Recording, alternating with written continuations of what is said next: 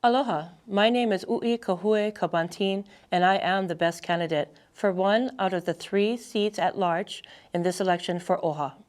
The original intent for OHA was to have fair representation for each island by a resident, and the 4 at large representing the Pai'aina. High-density populations, 2 seats. Low-density or rural communities, 2 seats. The intent was to have individual and comprehensive representation. Unfortunately, everyone knows Oahu calls the vote. Oahu chooses which resident is island trustee and all 4 at-large that represent Hawaii nei.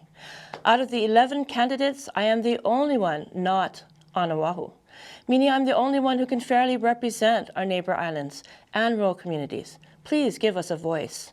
Native Hawaiian born and raised, living on Molokai, Hawaiian homestead, and working regularly on Maui. I am active and an activist in my communities from Keiki to Kupuna as a kumu, cultural practitioner, kia'i, and kanaka. Through many affiliations and partnerships such as the SHA, Council for Native Hawaiian Advancement, Association of Hawaiian Civic Clubs, currently working with the HTA for Molokai's DMAP, board member on the Lahaina Town Action Committee and member of Hana Business Council, Lanai Chamber of Commerce, all currently, in the capacity of volunteer, representative, director, chair, etc.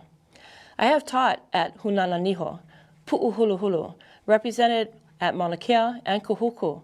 I continue to push the envelope for Hawaiian rights as a practitioner, a kanaka, and being self-sufficient, sustainable, independent, malama the aina, with a kuleana to perpetuate, especially for our keiki and mo'opuna and so on.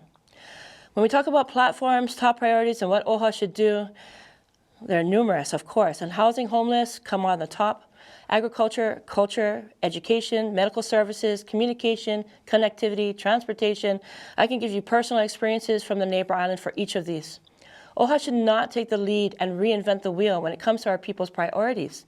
Instead, we should be supportive, the silent partner in many Pono programs, many community-based programs that already know their priorities, which are mirrored statewide. We need to spend the monies, help be their foundation, empower them, help them to initiate, be successful, reach their goals and solutions. As a community-based program, they already have the na'auao and the ike for their top priorities and their solutions. They just need a little kokua and koko'o.